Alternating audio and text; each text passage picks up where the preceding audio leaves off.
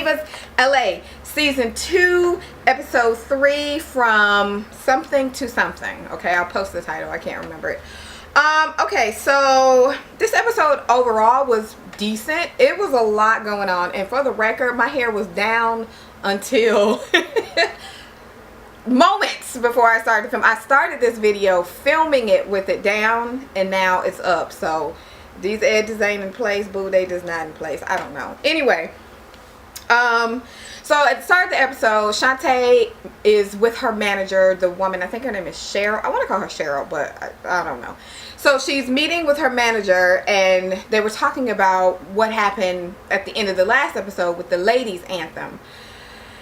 And how that shit went left really, really quickly. And they were just saying that they were shocked, and, you know, Shantae was like, you know, I've sang background for Patti LaBelle, I've sang background for Michael Jackson, I've sang background for, you know, blah, blah, blah, you just do it. I love to sing. And so her manager was saying, well, this comes with experience, your experience. But what they didn't highlight is you named a list of, like, superstar performers. Now, I don't know if Shantae is in that list of people that are, like, amazing. I mean, she's been in the game for 20 years. You know, she got some cuts. Shantae's got a man.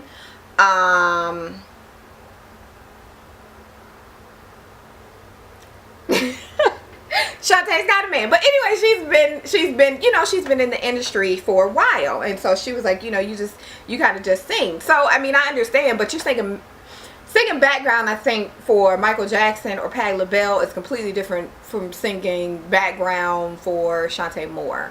That's no shade. I'm just saying it is. Like, you know what I'm saying? I don't know. We'll go into the whole situation later.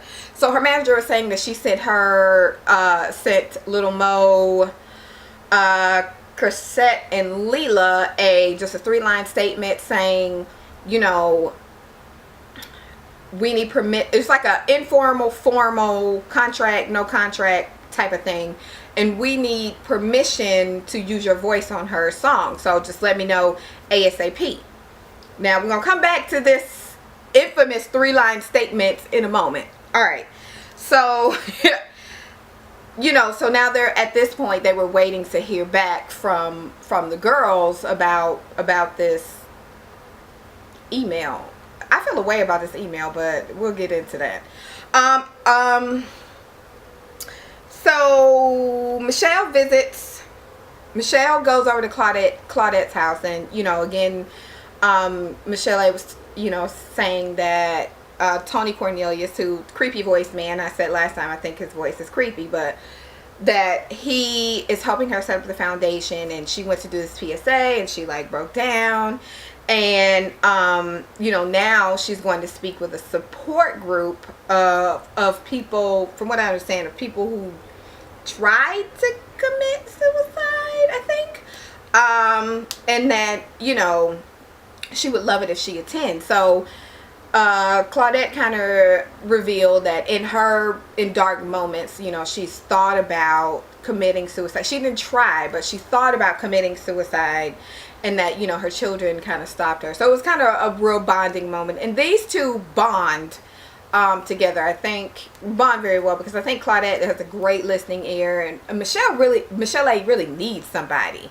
Like, she really needs somebody. I said in the last review that she is still hurting. I still think she's still hurt. I don't think she's over it. You know what I mean? And I'm not saying that you can just get over trying to kill yourself, because, you know, I can reveal my story about suicide attempts and depression and all that maybe later if people are interested, but, you know, it's in phases, and she's not at the next phase. I think she's healing, but she's not ready.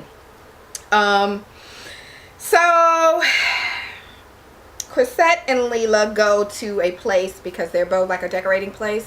Looks like a little knick-knacky shop in LA, and LA is kind of great for those places. But so they're in this place kind of looking for stuff, and, you know, Leela's like, you know, we are two different people. Like, I like meat, you like, you know, vegetarian food, we're like country mouse and city mouse.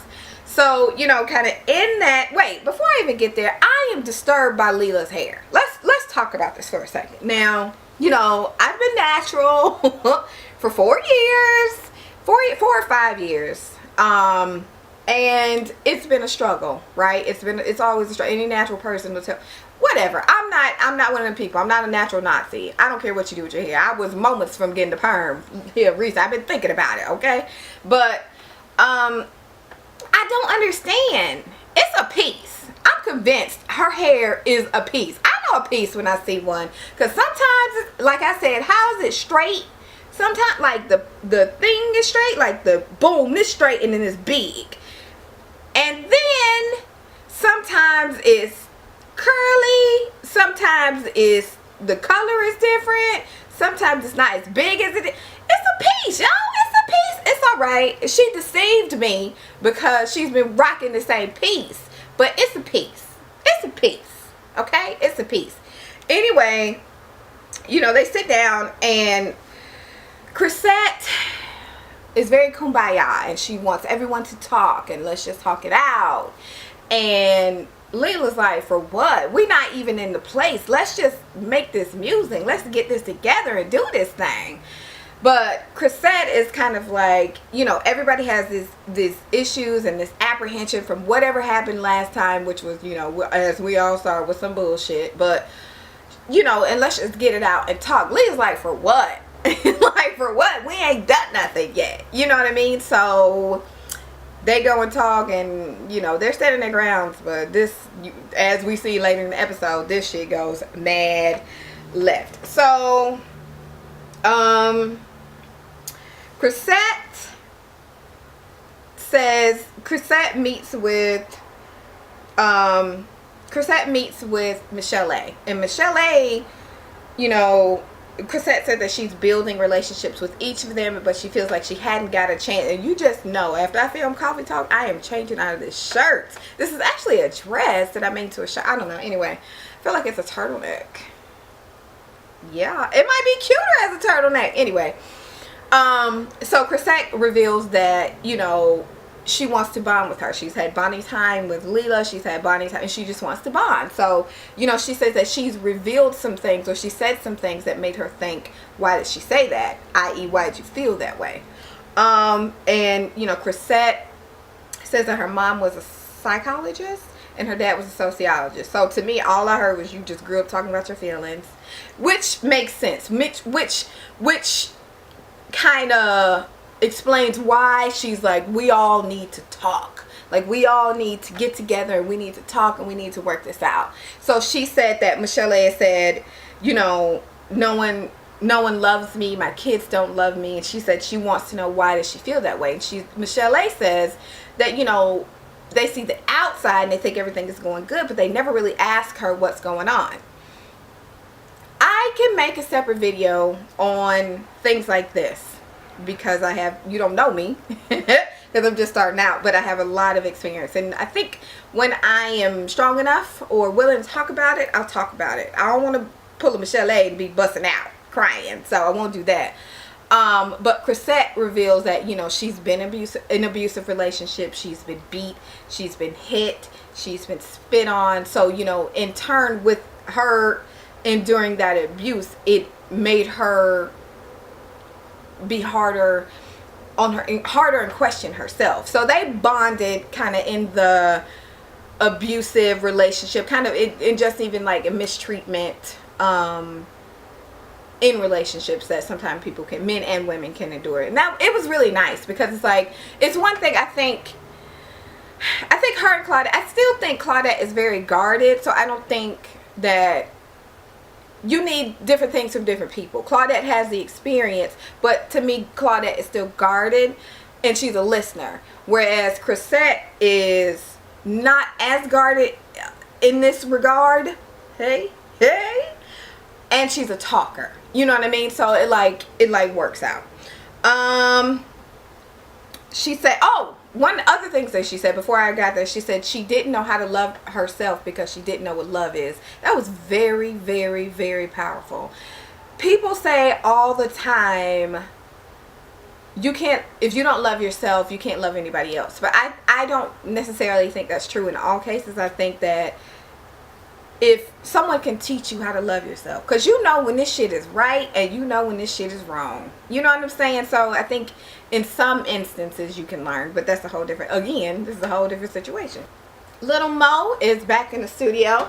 Now she's ready to record the music, and so she met with two Grammy nominated producers. I don't know their names, but or don't remember their names, but she met with them, and so she said that she now is tasked with finding producers and getting all of the music herself, because her husband used to do that. And then she kind of says that he didn't want her to work with anybody else, and that he was like worse than Ike Turner. You know, it's just so much to this.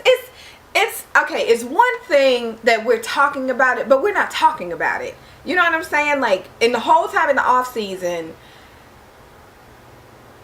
you know, she was saying, y'all won't find out the real, I can't talk like how she does, but y'all gonna find out. But all we know is y'all broke up. So we don't know what happened, really. I mean, or maybe it's in episodes to come, but it's just, I feel like it's, all she said is, I woke up and I was like, I'm not in love with you anymore. That's all we know. We don't know nothing else. Anyway, so she has the song, I'm Not That Into You, or So Not Into You Anymore. And so now, you know, she said that now that she's tasked with finding the producers and finding the music and doing all this, it's really, really scary. But she wanted to take his part out and record the song. So later we see her recording the song, and Claudette and Leela come by and support her, and that was really, really cute. It's good to see Mo back in the studio, because not for nothing, when she was singing in the booth, I was like, oh yeah, because I feel like Set's suggestion, the ladies go on a hike. Everyone is there except for Mo, who is recording, and Shantae. No one knows where Shantae is. So in this hike, you know, Chrisette is like, let's just get all of our issues out, because it seems like everybody has this apprehension on working on another project. What is the deal? And Leela's like, you know, again, I just want to make music. Like, whatever the problem is, we haven't really done anything. So Leela's thinking like, really, this ain't got shit to do with me. I wasn't here last time. So, like, if y'all got issues, let's make the music. You know, she's like, really, let's just get to work. I like her ethic, because she like, let's just get to work. I ain't got time for this. This is a lot. Claudette is trying to explain that, you know, it's not that we're afraid to talk about it. Everybody's just, you know, we had some issues before, and we just want to make sure that we're not heading towards destruction, so to speak. So in this, Chrisette was like, well, I was thinking that we can all go visit one of my therapist friends. And like, Leela is like, oh God, here we go. Now this is when this shit gets so uncomfortable, because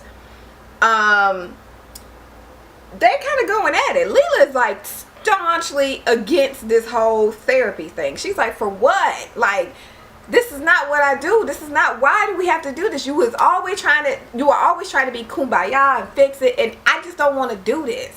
You know what I'm saying? I don't want to do this. So it was, you know, kind of at the insistent. She insisted lightly that they should go. So they get to this raggedy ass therapy session, and Leela is already like, I don't want to do this. And again, her and Chrisette get into it about whatever. She's like, you know, we should talk, but we're not talking. Everybody's afraid to say Kelly Price's name. She's booked, so she's not even watching this. Like, I was like, is that shade? Is that? Hey, is that shade? I don't know.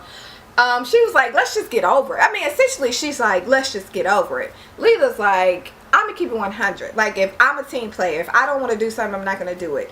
And I'm not gonna be fake. And I don't want to work together and everybody, you know, after that, no one calls anybody anymore. So Chrisette is starting to feel away. She's feeling like, you're being disrespectful to me. You know what I mean? But it's you know, Leela, like I said in the very first review, Leela is very old soul, like collard greens, yams, blah blah blah. So when certain people just don't believe that you should go to therapy. Chrisette, being the product of a psychologist and a sociologist, feels like therapy is the right thing to do. So they kind of get into it, and it's like now the vibe is all off. You know, Michelle A goes to speak at this support group. Claudette is going. They pray before that everything will go well, I guess. And you know, it went well. Michelle A was very, very nervous, and I kind of zone out when she talked, because I'm just really like, after all these years, I cannot believe that your voice is like this, but whatever.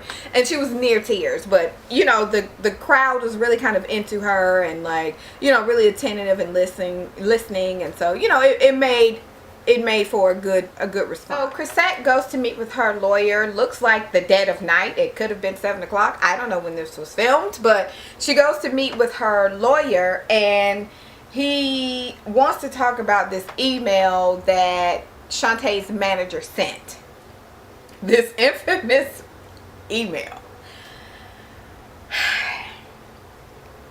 He went in. He was like, first it said, "Hey guys, blah blah blah." So apparently the letter was misspelled. You know, it essentially said that she is agreeing. This is unofficial official, so it was kind of casual official. She's agreeing to be featured on the song for no money. And that, you know, kind of in exchange, they were assuming that it's a favor for a favor. So if I'm on your album, then, well, if you're on my album, then I'll be on yours. And he was like, at this juncture in the road, does it really matter? Like, what is a Shantae Moore feature on a Chrisette Michelle album at this point? I was like, God dang, yo, that's cold. True, but cold. I mean, Shantae Moore has pipes, but I don't know that she has the cachet, so to speak.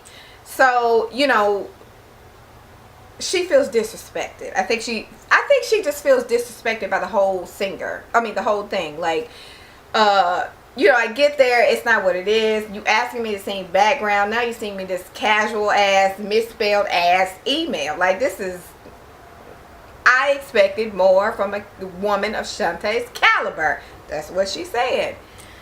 So, I don't know. Alright, so we get to the meeting. The infamous meeting.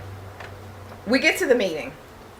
The infamous meeting. So, everybody is there. And this shit went left very quickly. Chrisette, you know, she was just saying, you know, everybody came into the situation with baggage, and, you know, in terms of the ladies, you know, previously from the Divalogs having a bad experience, and I just think that we should talk it out. Shantae's like, look, basically all of the bad stuff was kind of directed towards me, because it was, you know, kind of brutal with her and Kelly. You know, she's tired of people coming for her, and she doesn't know how they feel, and, you know, she doesn't know what's going on, and that's the apprehension. Leela's like, look, in real life, this shit ain't got nothing to do with us. It's like an old relationship. You bringing in all this baggage from before, and it has nothing to do with us. Lil Mo is quiet, but her face is loud. She just is like, you know, and essentially she said in her confessional that she feels like Shantae is placing the blame on other people, because Shantae had said, you know, she thought all the conversations about money and no money, all of this had been had before. I don't know why she would think that, because I would think kind of as a well, I guess too, I was gonna say, you know, as a manager, you would say, hey, I spoke to so-and-so and so-and-so, but maybe she just assumed that it was handled. Leela's like, well, fuck it, let's not do it. The vibe is off, and it is off. I think everybody, it just started off on a sour note. I think they thought that, you know, I mean, essentially Shantae was like, this is supposed to be fun, this is going to be awesome, and it was presented to them in a way where they were going to be creative. When they get there, and they want to be contributing. When they get there, the song was already written, so essentially you're background singer. I mean, I get it. I get both sides. I don't know who is wrong in this, but either way,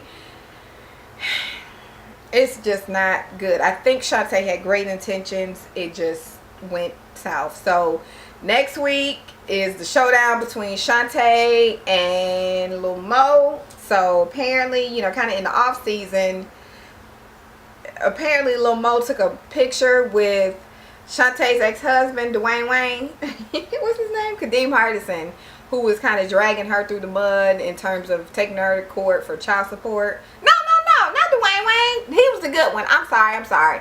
Excuse me, Jesus. Kenny Lattimore, who was taking her to court trying to get child support or custody or something like that. So, I don't know, y'all. Y'all let me know what y'all think about this week's episode, and I will see you later.